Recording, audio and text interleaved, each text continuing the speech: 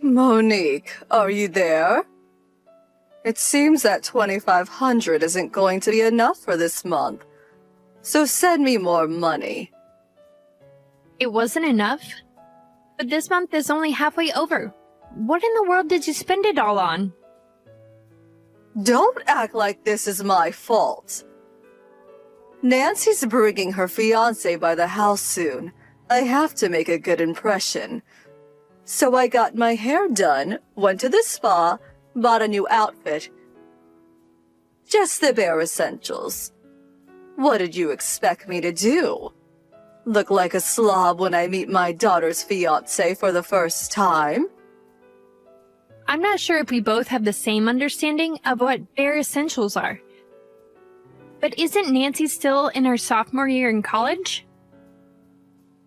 Yes. And she's already engaged? Yes, and? He works for a Fortune 500 company. He's a high-powered businessman. Wow! Well, I'm very happy for her. Is she planning to get married after she graduates then? I don't know. I suppose she'll probably let him in on her plans sometime soon. She hasn't told me anything yet. I see. In any case, we can't afford to give you any more than we currently are. Excuse me? And besides, you're working, aren't you? Your payday should be coming soon. Can't you get by on that for the rest of the month? How dare you! I allowed you to marry my eldest son. And how do you repay my magnanimity? With shameful stinginess? I even did you the favor of not moving in with you after you got married. Know your place, Monique. When the mother of your husband gives you an order, it's final. And no, I won't be giving any credence to your ridiculous claims of financial hardship. You're running a business. You could easily be giving me more. Sean told me that your limit was $2,500 a month, and I've already given you that much. Sean said that? Half of that is to be used on Nancy's college tuition, which Sean voluntarily took upon himself after your husband passed away. I'm only doing what Sean told me, which is to send you $2,500 a month. If you are upset with your allowance, then take that up with Sean.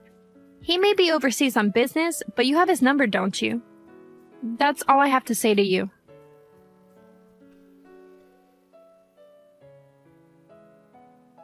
Hey, Monique. I want to talk to you about something. Oh, hi, Sean. Isn't it the middle of the night over there? Tomorrow's my day off, so I'll be fine sleeping in tomorrow. There's something that I need to talk to you about. Do you have a minute? Sure, Sean. What's up? It's about my sister, Nancy. What happened? I heard she dropped out of college.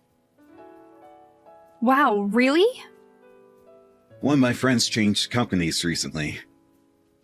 And apparently Nancy is working full-time at the company he works for now. Wow. Sounds like my mom didn't tell you anything either. No, she hasn't said anything. I wonder what's going on. If she's dropping out, then doesn't that mean we should do something about your mom's allowance? Half of that was for Nancy. That's what I wanted to talk to you about.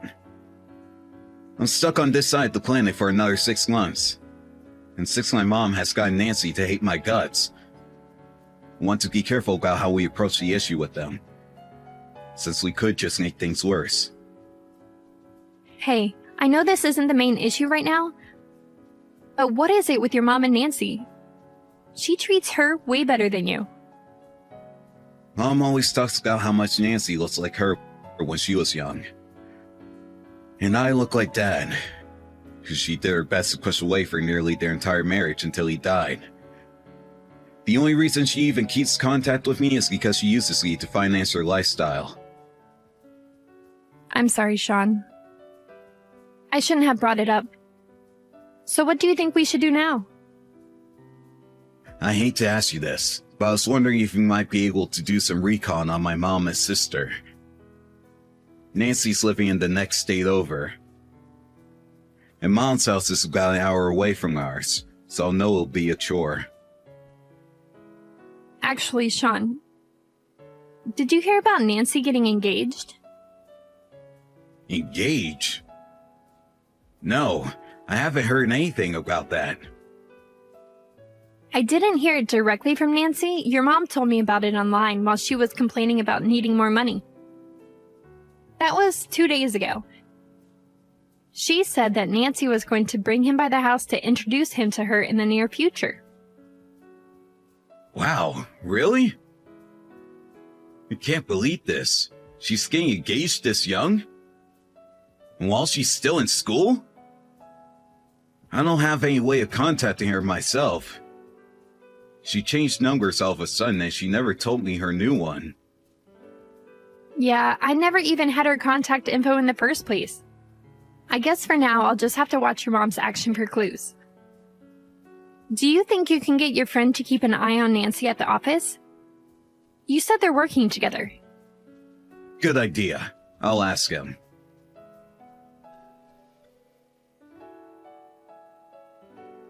Monique! How could you humiliate me like this? What? Nancy brought her fiancé to the house yesterday. They say they're already making preparations for the wedding. And it's only thanks to him that I know what you've been doing to me. When I told him that you were sending me $2,500 a month, do you know what he did? He laughed. He laughed at me, Monique. And why? Because you're giving me such a pittance of an allowance. I couldn't let that go unanswered. So I told him that we would pay for the whole wedding. The whole wedding? You do realize that's going to be a pretty astronomical cost, don't you? It's worth every penny to give my beautiful daughter the wedding of her dreams.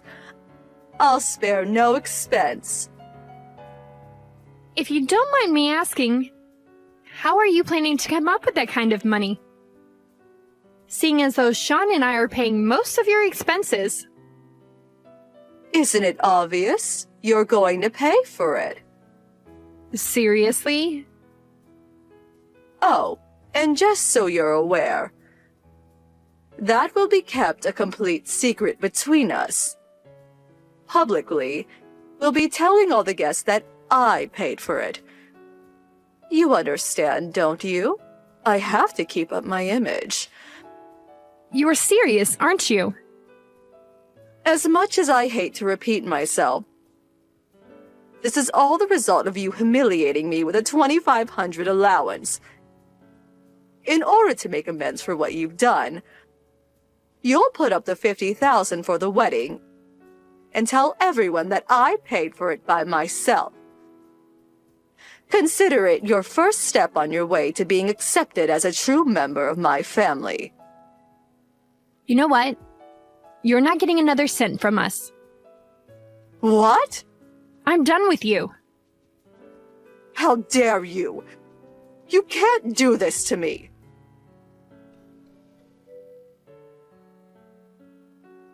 Monique, what's going on? Both Sean and Nancy are disowning me. This must be your doing. What did you say to them?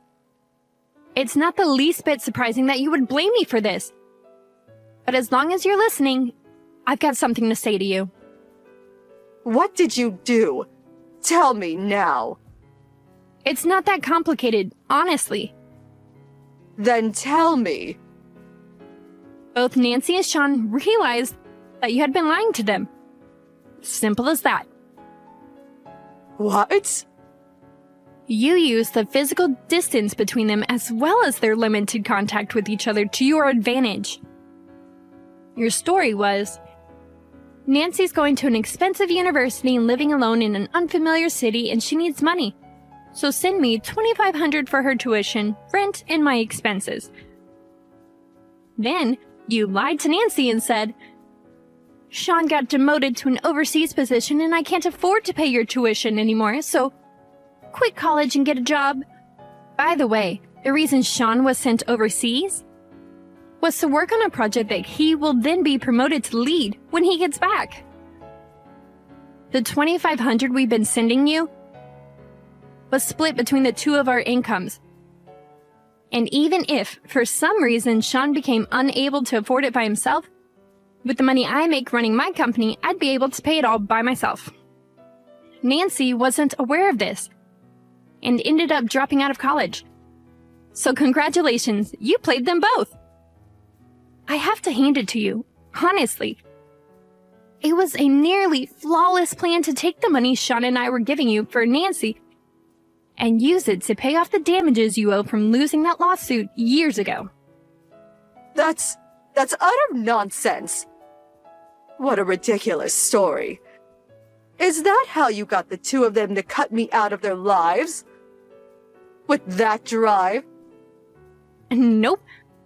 I'm just relaying to you the information I was given. Sean and Nancy made amends due to the help of a friend of Sean's. What? We found out that Sean's friend was working at the same company as Nancy. Oh no. He talked to them both, and seeing the major contradictions between the two of their stories, he had the two of them meet up to talk it over. They set up a web meeting and had a conversation that lasted several hours. They talked to each other? That's the worst possible thing that could have happened. And in the course of their conversation, they started to wonder if the money Sean was sending you for Nancy's rent and tuition wasn't going to Nancy, where was it going? And when they got a private detective to look into you, they found out that you had been stalking a married man who spurned your advances. And you were paying off the settlement in monthly installments, which can only mean one thing. You were using our money to pay off your stalking victim, weren't you? This is terrible. You know everything. The other day when Nancy brought her fiancé by your house was her attempt to giving you one last chance. She was hoping that you would finally tell her the truth and admit your years-long deception. But not only did you fail to do that, you decided to use Nancy's wedding as an opportunity to bill me for an additional $50,000. And she finally realized that there was no way you would ever come clean. So she decided to cut you off. But I was just trying to give her a nice wedding. So do you understand why both of your kids have disowned you now? And also why I'm never giving you any more money? Monique, wait! And this goes without saying, but after this conversation, I'm never speaking to you again either. How am I going to do the settlement now? Now, you'll be hearing from our lawyer shortly about you returning the money you fraudulently took from us. No, please. So do be sure to respond to him in a timely manner. But Monique, I still have several years of payments left.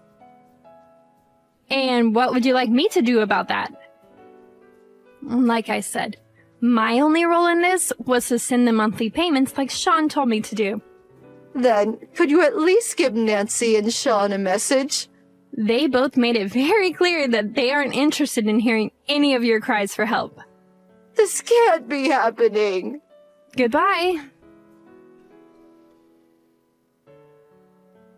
We had already canceled the lease on our apartment that was about an hour away from Sean's mom's house, but it seems like she made one final attempt to reach us the day after that last line message.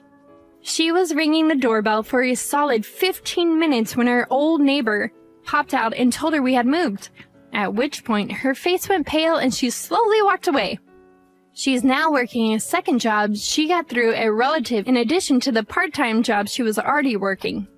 But apparently the settlement was for an amount so massive, at this rate she's gonna have to keep working 2 jobs until she's 90. As for Nancy, she decided that she's going to try and go back to school. And with the help of her understanding fiancé and Sean, it looks like her dream will likely be coming true. And for me, I'm just glad that things will finally be settling down a bit around here.